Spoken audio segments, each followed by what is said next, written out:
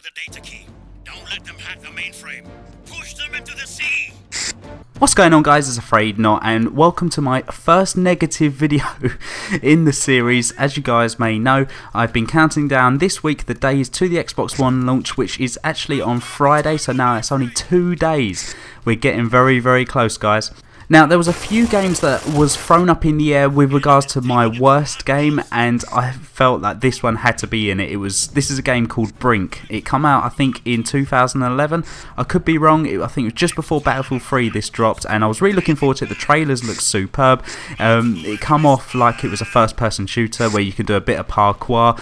You know, looks a lot of fun, a lot of customization, but this is probably the biggest disappointment that I had with regards to video games. Now, as you guys might guess, this isn't actually my gameplay. This is actually by a YouTuber of Caper, or Cape Triple R, however he may like to pronounce it. I'll put the link to his channel in the description so you guys can check him out.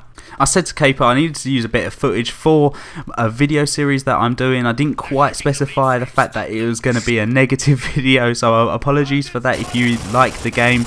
But I just wanted something in the background just so you guys can look at and just sort of see what game I'm talking about if you haven't actually played it.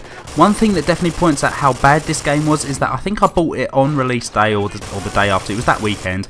I bought it and I think I paid £40 or your regional equivalent $60, something like that, and within, I would say, a month it actually halved the price. I don't think it sold many copies at all. There was various YouTube videos about it. I remember playing it and thinking, what is this? I just couldn't, it wasn't a hard game to play, but where games say they've got a single player and they've got a multiplayer, and there normally tends to be totally different things. You've got, you know, your single player campaign where you play with people, or you play on your own, but you're normally in a squad of people, or there might just be some kind of story to it. But this did not have a story whatsoever. From what I can remember, the single player was just like capture the flag, demolition, and it was set on, I think, 10 different maps. But the multiplayer was exactly the same, but instead of facing AI people, you're facing real life people, and it just didn't, there was no real difference between the two. There was no story to it. They did throw in a couple of cutscenes before each time you started a mission,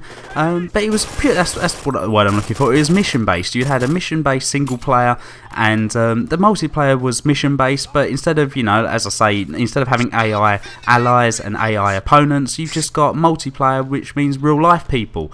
It was the same thing. You didn't earn any extra achievements over it, and if you have played Brink before, you might have to correct me on that. I didn't give this game a long enough chance. I know I played it for a good few hours, don't get me wrong, and I remember talking my mates into buying it, saying, oh yeah, this game looks really good. I sent them the trailer, said, oh, you got to pick it up, and it wasn't just me that picked it up, and we all played it and we thought, wow, what a complete fail.